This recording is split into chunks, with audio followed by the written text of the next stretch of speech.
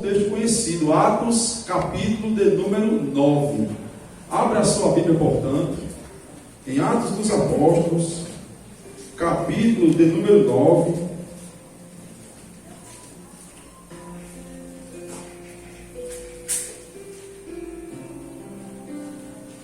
Você achou? Diga amém.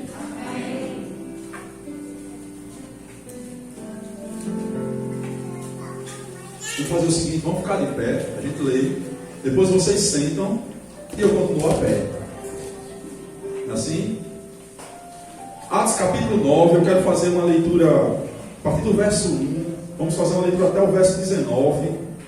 Queria que você deixasse sua Bíblia aberta depois da leitura e ficasse em profundo espírito de oração. Nesse momento, irmãos, que o Senhor nos ajude a tirar os embaraços, para que possamos ouvir a palavra do Senhor em nome de Jesus. É a nossa oração, certo? Atos, capítulo 9, a partir do verso 1, diz assim o texto: enquanto isso, Saulo ainda respirava ameaças de morte contra os discípulos do Senhor. Dirigindo-se ao sumo sacerdote, pediu cartas para a sinagoga de Damasco, de maneira que, caso encontrasse ali homens ou mulheres que pertencessem ao caminho, pudesse levá-los presos para Jerusalém. Em sua viagem, quando se aproximava de Damasco, de repente brilhou uma luz ao seu redor, vinda do céu. Ele caiu por terra e ouviu uma voz que lhe dizia: Saulo, Saulo, por que você me persegue? Saulo perguntou, verso 6, irmãos: quem és tu, Senhor? Ele respondeu: eu sou Jesus, a quem você persegue. Levante-se, disse Jesus a ele, entre na cidade e alguém lhe dirá o que você deve fazer. Os homens que viajavam com Saulo pararam endurecidos, ouviram a voz, mas não viam ninguém. Saulo levantou-se do chão e, abrindo os olhos, não conseguia ver nada. Os homens o levaram pela mão até Damasco. Por 3 dias ele esteve cego, não comeu nem bebeu. Em Damasco havia um discípulo chamado Ananias. O Senhor chamou numa visão, dizendo: Ananias. Ele respondeu: eis-me aqui, Senhor. O Senhor lhe disse, verso 11: vá à casa de Judas, na rua direita, e pergunte por um homem de Tarso chamado Saulo. Ele está orando, e numa visão viu um homem chamado Ananias chegar, impor-lhes as mãos para que ele voltasse a ver. Mensagem do Senhor para Ananias e uma missão aqui. Aí no verso de número 13, Ananias responde dizendo: Senhor, eu tenho ouvido muita coisa a respeito desse homem e de todo o mal que ele tem feito aos santos em Jerusalém. Ele chegou aqui com a autorização dos chefes, dos sacerdotes, para prender todos os que invocam o teu nome, Senhor. Mas o Senhor disse: Ananias, vá. Este homem é meu instrumento escolhido para levar o meu nome perante os gentios, os seus reis e perante todo Israel. Mostrarei a ele, verso de número 16, o quanto deve sofrer pelo meu nome. Então Ananias foi, entrou na casa, pôs as mãos sobre Saulo e disse: olha o que Ananias disse, irmão, a expressão agora já de aconchego: irmão Saulo, o Senhor Jesus, que lhe apareceu no caminho por onde você vinha, enviou para que você volte a ver e seja cheio do Espírito Santo. Olha o desfecho da história, verso 18: imediatamente algo como escamas caiu dos olhos de Saulo, e ele passou a ver novamente. Levantou-se e foi batizado. Depois de comer, recuperou as forças. Pai, vem aqui, Senhor, fala ao nosso coração em nome de Jesus. Estamos, ó Deus, a iniciar uma série com alguns desafios, e o principal desafio é entender, ó Deus, um verdadeiro encontro. Ó Deus, e entender o que isso deve valer na vida do encontrado. Deus, em nome de Jesus, abre os olhos espirituais nessa noite, Senhor. Fala conosco, fala com a tua igreja, por amor à tua igreja. O que eu trouxe aqui, Senhor, não é nada. São 5 pães e 2 peixes Se o Senhor não multiplicar, não vai dar para alimentar o povo. Mas eu creio que eu estou aqui com o Espírito Santo de Deus e Ele se encarregará de alimentar o teu povo essa noite, em nome de Jesus. Fala conosco por meio desse texto, fala conosco por meio desta palavra, e faz fiel a ela, em nome de Jesus e para a glória de Jesus. Amém, amém e amém. Você pode sentar.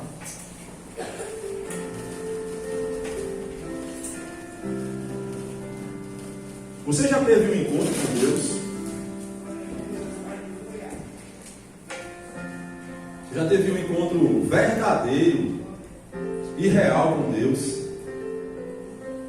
Pergunta introdutória.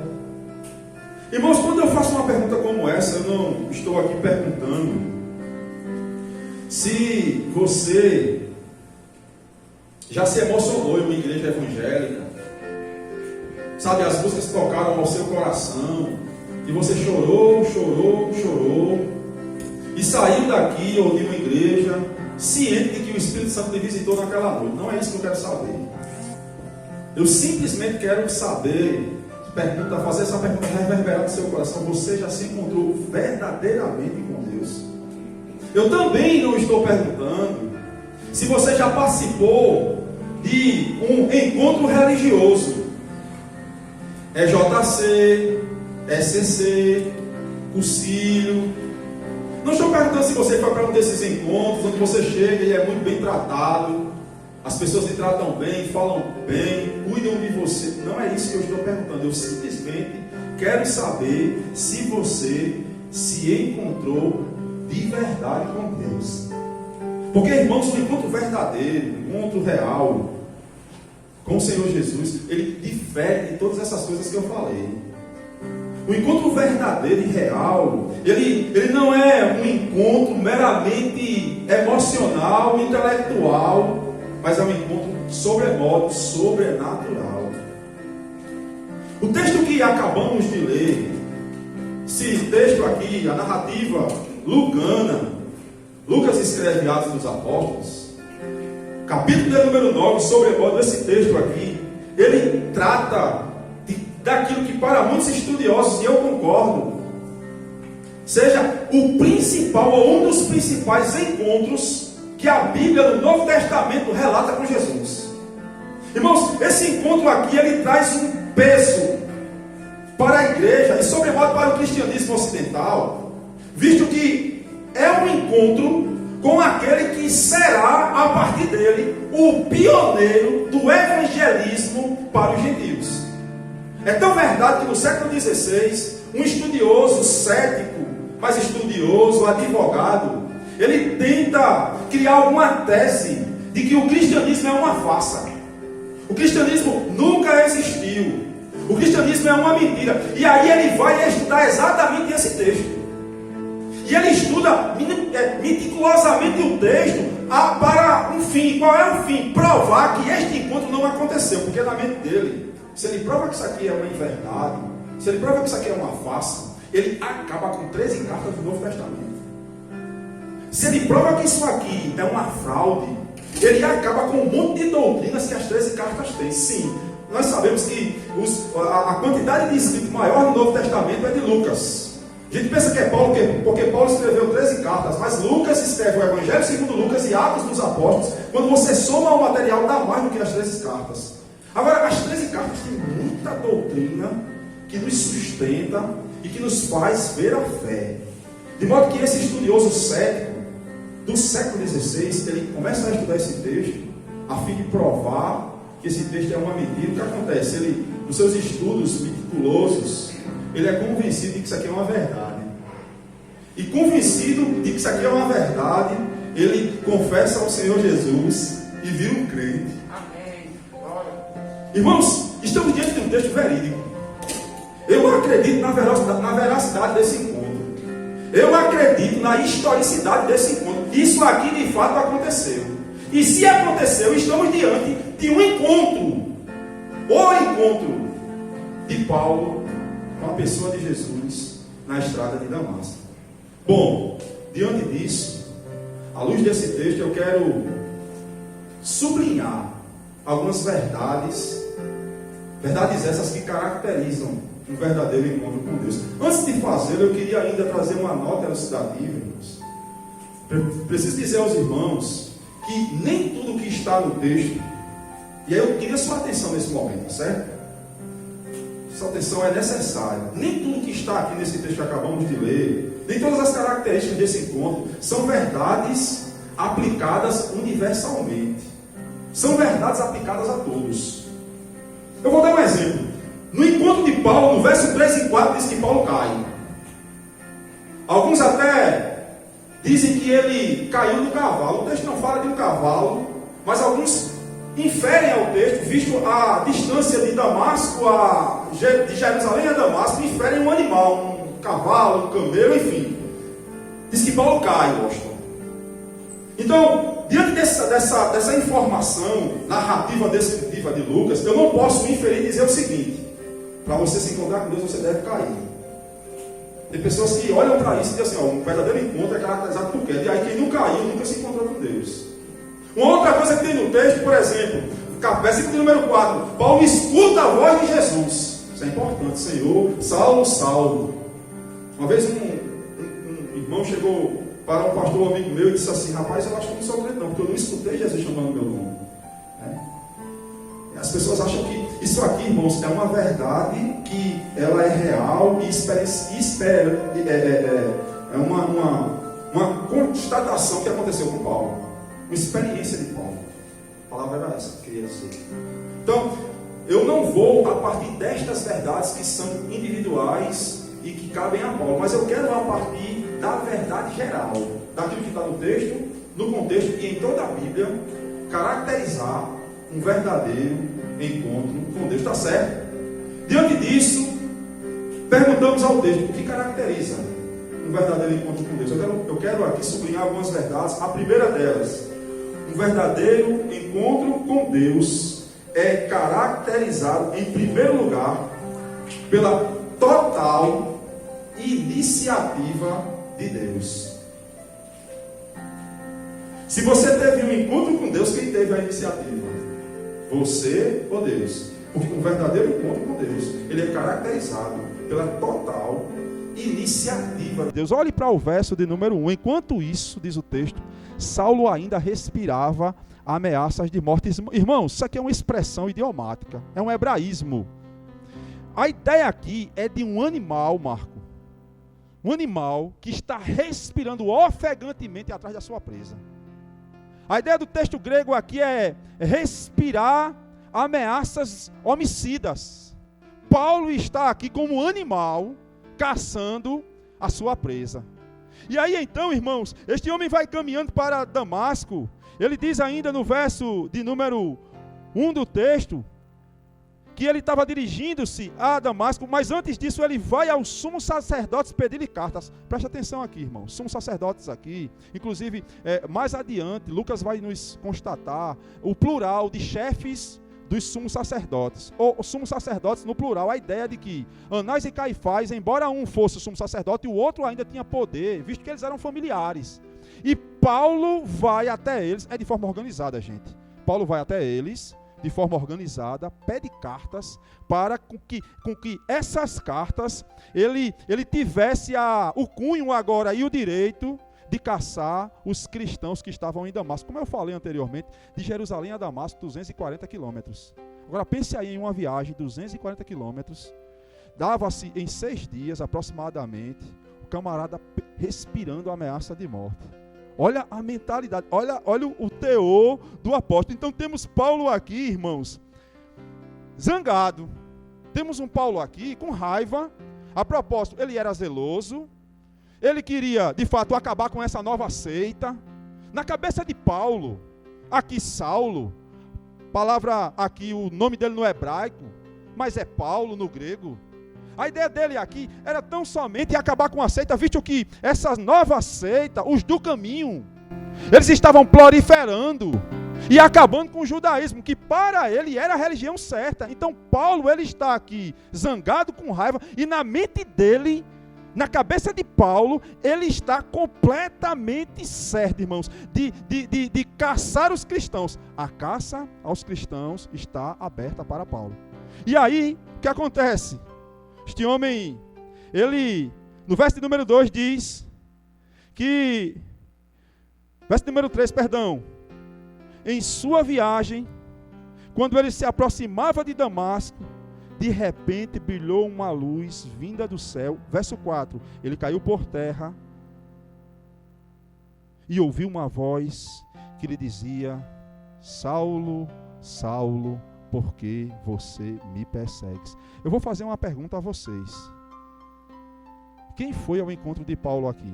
Foi Paulo ou foi Deus? Quem tomou a iniciativa? Deus ou Paulo?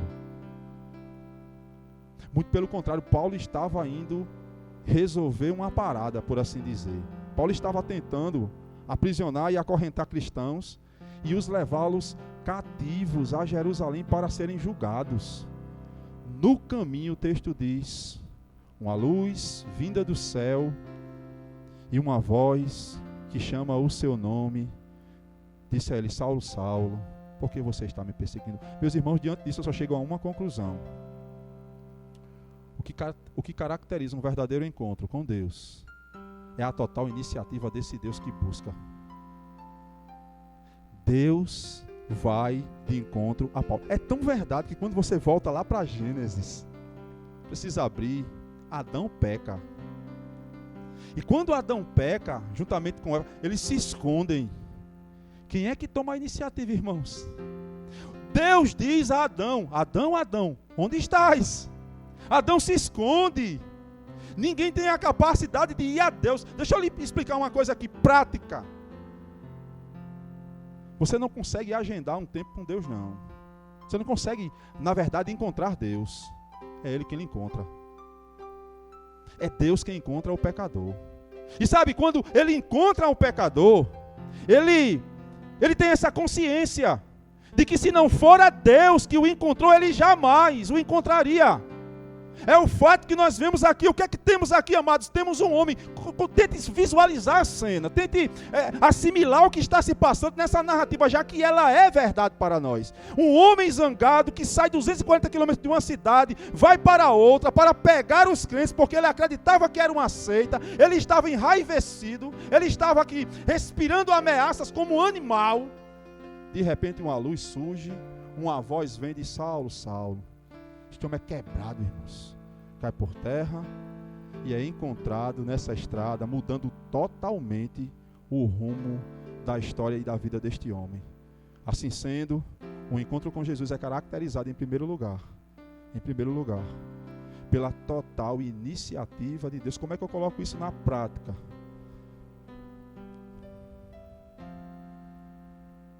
Se é Deus quem inicia tudo, vale a pena você orar pelos que você acha que estão perdidos. Se é Deus quem vai ao encontro das pessoas, vale muito a pena você investir oração nas pessoas que você... Então, diante disso, você está aqui nessa noite pensando assim: meu marido, ele não tem mais jeito.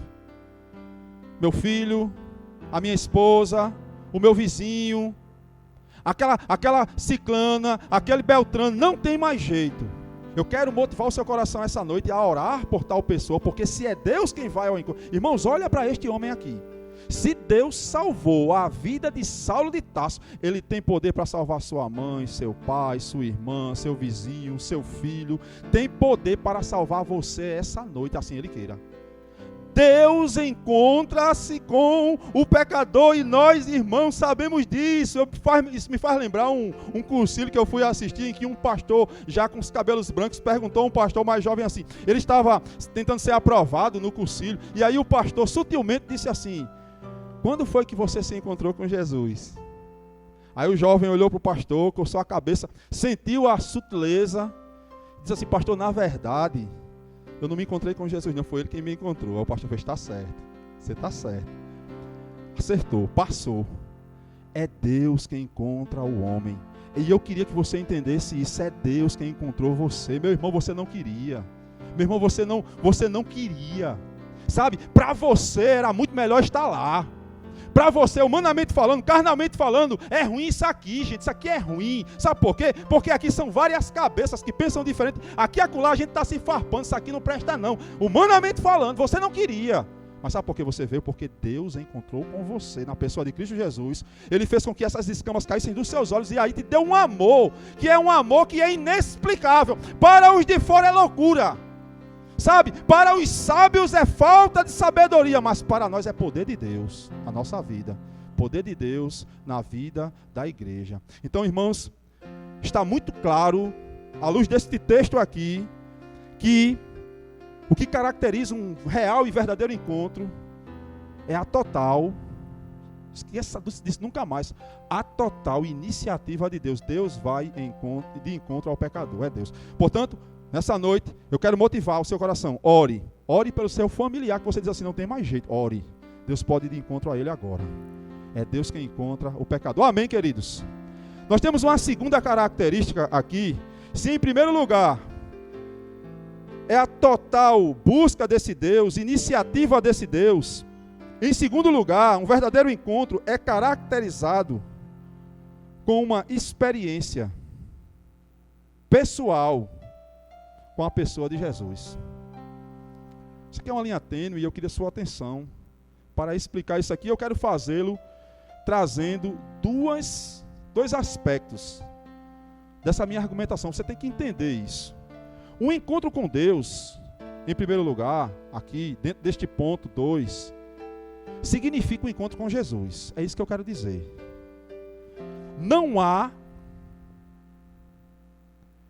encontro com Deus fora da pessoa de Jesus.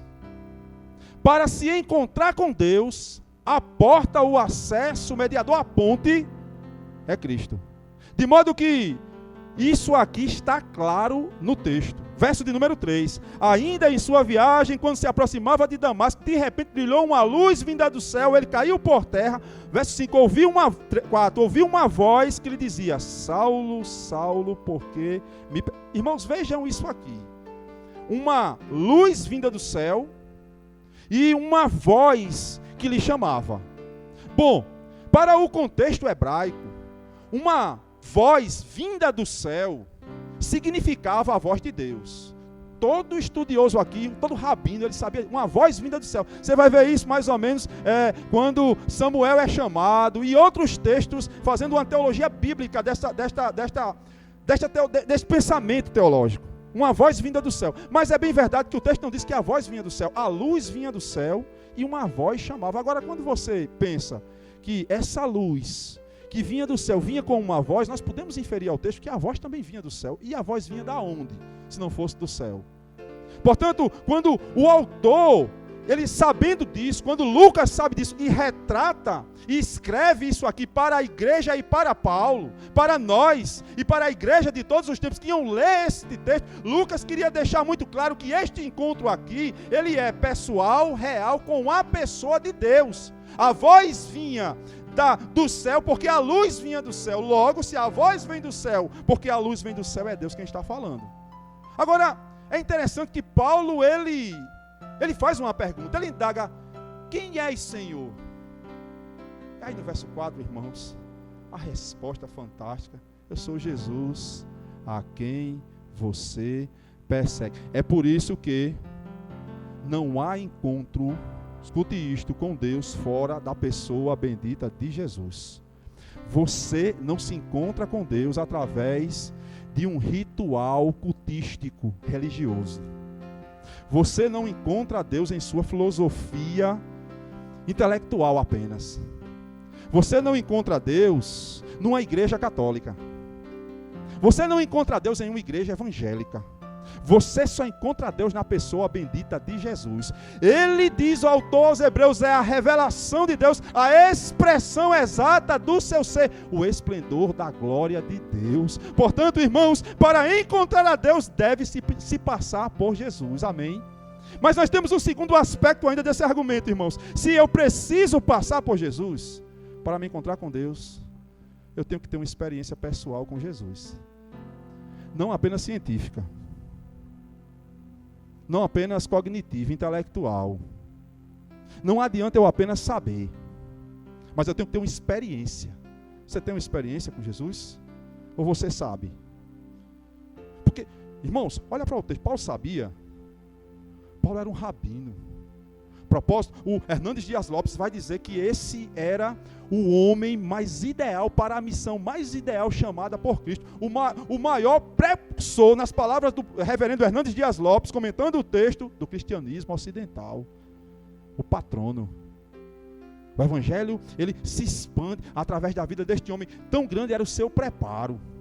Ele mesmo mais à frente vai dizer: eu sou fariseu de fariseu, eu aprendi aos pés de Gamaliel, na lei eu era rigoroso, ele sabia. A propósito, ele estava querendo prender os cristãos porque sabia, mas só sabia.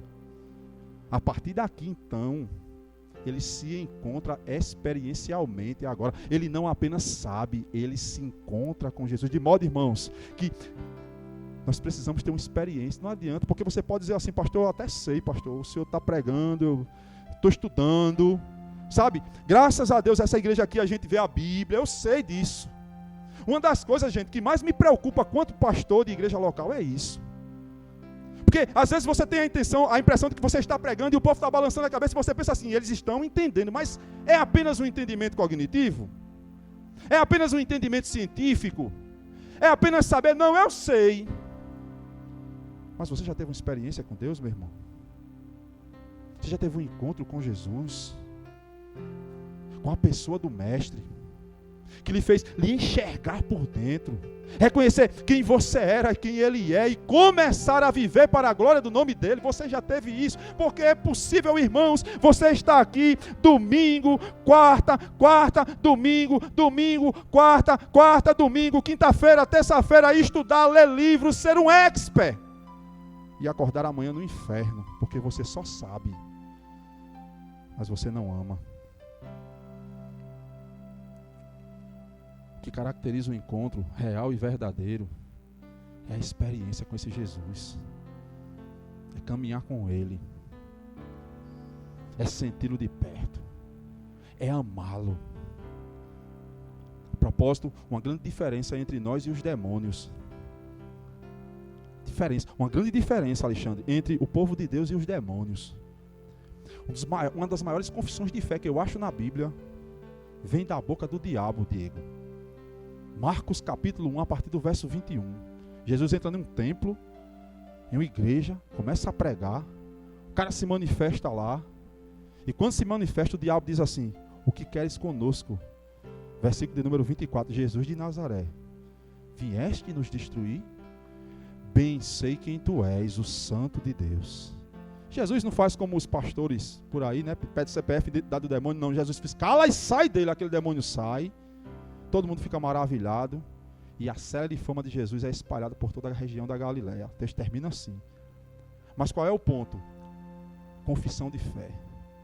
O que queres conosco, Jesus de Nazaré, diz o cão?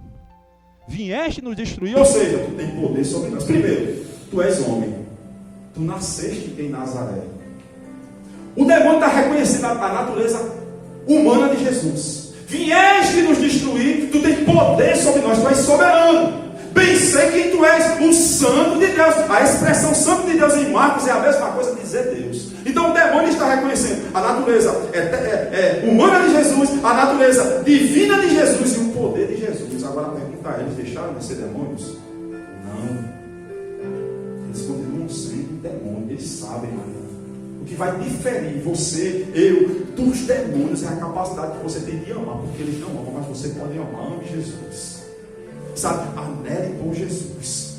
Sabe, coloque Jesus num grau máximo na sua pirâmide de relacionamento, de amizade, de amor. Seja Jesus o centro da sua vida. Seja Jesus o seu eterno amor. Seja Jesus o seu direcionador. Seja Jesus o Senhor da sua vida, da sua existência. Que a sua fala possa ser baseada em Jesus. Que o seu jeito de pensar possa ser baseado em Jesus. Que o seu jeito de agir possa ser baseado em Jesus. Que Jesus venha direcionar você. Por quê? Porque isso é experiência, irmãos. Experiência com Deus só pode ser por meio de Jesus.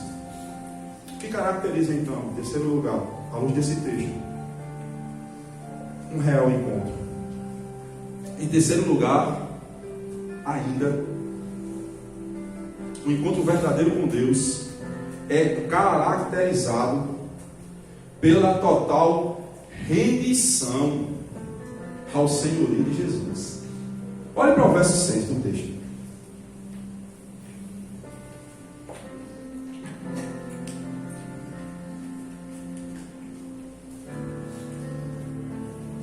Verso 5, Saulo perguntou: quem és tu, Senhor? Sou Jesus a quem você persegue. Aí no verso 6, Jesus dá uma ordem: levante-se, entre na cidade, e ali lhe dirão o que você deve fazer a partir de agora. A ênfase aqui é minha. O que é que o texto está comunicando? Vamos voltar à narrativa. Ele está indo com um propósito. Ele está indo para aprender crente. A pauta do dia, Norberto, era aprender cristão e levar cristão preso para Jerusalém. No caminho ele passa por essa experiência, ele passa por esse encontro, e agora Jesus, a partir daqui, esse verso aqui é o verso que vai dividir a primeira parte desse capítulo, é o elo. A partir daqui Jesus está dizendo assim, ó, porque em outras palavras, ou noutras palavras, o que o texto está dizendo é: a partir de agora, você vai fazer o que eu quero. Você tem uma agenda, Paulo. Paulo não vinha aqui em busca de Deus. Paulo vinha irado. Paulo não vinha aqui com amor. Paulo vinha com raiva. Tem um encontro, e depois desse encontro Jesus diz: levante-se, levante daí, levante de pé, entre na cidade, e lá você vai saber o que deve fazer. Jesus está dizendo para Paulo: a partir de agora, eu sou o dono da sua agenda. A partir de agora, Paulo, você vai andar comigo. A partir de agora, Paulo, você vai fazer o que eu quero. Você veio como um perseguidor. Você vai sair daqui agora como um perseguido. Você veio como um assassino. Você vai virar Marte. Você é um algoz, você é um assassino. Você agora vai ser um cristão. Você vai fazer parte dos do caminho. Os do caminho. Porque os do caminho, porque era mais um nome aos cristãos dessa época. Porque Jesus é o caminho. Deus está dizendo de forma clara para Paulo. Ele é surpreendido, irmãos. Isso aqui é interessante, porque a partir do versículo de número 7 até o versículo de número 15, o que vai se passar é uma experiência. Lucas coloca uma narrativa extraordinária. A partir do verso de número 8, Paulo obedece e levanta. Ele é ajudado até chegar na cidade. No verso 9, ele é cego, está cego agora, não come nem bebe, um tipo de jejum forçado aqui, ou não. A ideia aqui não é de que ele foi forçado, mas ele quis fazer. A ideia do texto no original é essa. No versículo de número 10 ao 15, temos o que, irmãos? O plano do Senhor para a vida de Paulo, que é intermediado por Ananias. Ananias era um sujeito cristão que morava... Pelo contexto, nós subentendemos que ele morava em Damasco. Damasco fazia parte daquela dispersão, daqueles locais que a rodeavam ali. Era uma cidade muito forte na época, que a rodeavam Jerusalém. E lá havia cristãos, havia novos convertidos ao cristianismo, havia os do caminho, e esse Ananias morava lá. Agora pensa, o povo já sabia que Paulo estava indo, tão grande era a fama dele. De modo que, entre os versos 10 e 15, o Senhor começa a dialogar com Ananias. Ananias, levanta, vai na casa de Judas, na rua direita, tem um homem chamado Saulo, ele está orando e viu em uma visão que você ia colocar as mãos sobre ele, um homem chamado Ananias, e ele ia ver. Aí Ananias replica: Senhor. Interessante, irmãos, essa expressão aqui no grego, porque é a ideia de alguém que está dizendo assim: rapaz, esse negócio não vai dar certo não. Esse homem é conhecido. Ele veio para cá com papel, com a lei, debaixo do braço, para prender todos aqueles que confessam o teu nome. E aí, no verso de número 16 e 17, Deus dá uma resposta: Ananias, vá, porque para mim ele é instrumento escolhido. Daqui a pouco nós vamos chegar nesse verso, para pregar aos gentios, aos seus reis, a Israel. E ele vai saber o quanto ele deve sofrer por causa do meu nome. E vá, Percebem que a agenda de Paulo foi mudada, irmãos? Totalmente. E aí, diante disso, eu levanto o ponto principal. E qual é o ponto principal? Um verdadeiro encontro é caracterizado pela total obediência agora, senhorio, à pessoa de Jesus. Eu não consigo acreditar em uma pessoa que diz ter tido um encontro, mas ela não demonstra isso debaixo do senhorio de Cristo. Porque é muito bom para a igreja, é muito bom para mim, chegar aqui e dizer, Jesus é Salvador, amém? Todo mundo quer. Jesus é Salvador do mundo, Ele é o Salvador, amém? Agora a pergunta é, Jesus é o Senhor? Porque se Jesus é o Salvador, Ele tem que ter o Senhor, Ele tem que ser o Senhor. Uma vez eu estava em um projeto missionário e aí um cara muito bêbado de cair. Fui evangelizar ele assim, eu não sabia que ele estava, eu cheguei junto dele na praça e ele disse assim, Jesus é meu Salvador. Bom, disse amém, meu irmão. Mas Ele também é o seu Senhor? Faça essa pergunta ao seu coração, Jesus tem sido o seu Senhor? Porque isso caracteriza um verdadeiro encontro. E como é que eu sei que Jesus é o meu Salvador e também o meu Senhor? É muito simples. Quem coordena a tua agenda, meu irmão e minha irmã? Quem coordena os teus planos? Quem manda na tua casa? Quem manda no teu dinheiro, nos teus recursos? Quem? Sou eu? Quem decide o que vou fazer amanhã? Quem decide a minha vida? Porque Jesus está dizendo para Paulo assim, olha, você veio para cá pensando que era você quem ia decidir a sua vida, mas a partir de agora levante-se, entre na cidade, fique lá, porque eu vou dizer o que você deve fazer. Jesus é o nosso Salvador, amém, se Ele também for o nosso Senhor. Sendo o nosso Senhor, é Ele quem deve governar na nossa vida, irmãos. Jesus é Senhor dos meus sentimentos. Jesus é Senhor da minha vida. Se assim não for, é provável que eu nunca tenha o encontrado, ou sido encontrado por Ele. Oxalá que Jesus nos ajude a aceitar o senhorio dEle. Porque dói aceitar o senhorio de Jesus. Às vezes é sofrimento, às vezes é luta, mas é o melhor de Deus para nós. O que caracteriza um verdadeiro encontro com Deus? Quarta e última resposta. Um verdadeiro encontro com Deus é caracterizado pelo reconhecimento de Deus e pelo reconhecimento de sua missão. Irmãos, os versos de número 17 a 19, o texto diz: Então Ananias foi, entrou à casa e pôs as mãos sobre Saulo, dizendo: Irmão Saulo, o Senhor Jesus lhe apareceu no caminho por onde você vinha e enviou-me para que você volte a ver e seja cheio do Espírito Santo. Imediatamente, verso 18, algo como escamas caiu dos olhos de Saulo. Ele passou a ver novamente, levantou-se, foi batizado e depois de comer recuperou as forças. Se você continuar a leitura, a partir daqui, você vai ver um homem que compreende a sua missão e compreende a partir de agora a quem ele deve a sua vida. É interessante, irmãos, que o próprio Jesus vai dizer isso a Ananias. Ele antecipa a missão de Paulo a partir de agora a Ananias. Mais adiante, ele vai dizer ao próprio Paulo, capítulo número 22.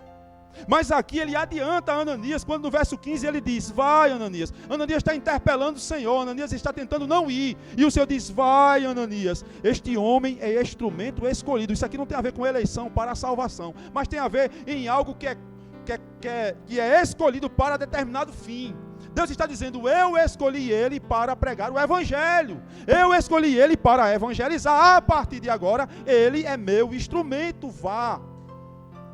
E aí, o desfecho é que quando Deus diz isso, no versículo número 16 ele diz: eu mostrarei a ele o quanto ele deve sofrer por causa do meu nome. Mais uma vez, nos deparamos aqui, na verdade, com uma síntese, sabe, um resumo da vida de Paulo a partir desse encontro. A partir desse encontro, Deus agora redefine a agenda dele. A partir desse encontro, ele agora, cheio do Espírito Santo, transformado, vai pregar o Evangelho. Interessante que no decorrer da leitura, ele chega para pregar e o povo não acredita, porque a ideia é essa, gente. Esse cara era um perseguidor, a turma está com medo. E aí há um tempo para se comprovar quem ele é, e ele prega Jesus, ele tem uma vida transformada. Temos aqui nesses 2 versos o resumo da vida de um homem. Ele é chamado, ele é escolhido, ele vai pregar a gentios, a reis, ele vai pregar a Israel e ele vai sofrer. Seu chamado, cristão, é o mesmo. Se você se encontrou com esse Jesus aqui, descrito nessa narrativa, você vai viver para a sua glória. Você vai viver por aí pregando mesmo. E o resultado disso, muitas e muitas vezes, sofrimento. Sofrimento por causa do meu nome. Esse é o chamado daquele que realmente se encontrou com Deus. Eu quero concluir essa mensagem fazendo reverberar a pergunta: você se encontrou de verdade com Deus? Você se encontrou ou foi encontrado pela pessoa bendita de Jesus? Ou você só sabe? Que Deus nos ajude, irmãos. Que Deus ajude esta igreja, a cada um de nós, a não estar aqui meramente por mais um culto, a não estar aqui meramente porque pai e mãe vêm, a não estar aqui por conta do pastor da igreja, da liderança tal, X ou Y. Que Deus nos ajude a estar aqui, porque um dia fomos encontrados por Jesus. Porque se fomos encontrados de fato e de verdade por esse Jesus, nós viveremos para a glória do seu nome. A minha agenda não é minha, Ele é o Senhor e Salvador da minha vida. Ele é aquele que veio ao meu encontro. Eu tenho consciência disso e sou grato eternamente a Ele. Ele é o Deus que direciona a cada um de nós. Fique de pé, vamos louvar ao Senhor com essa canção e depois orar, finalizando esse momento de culto.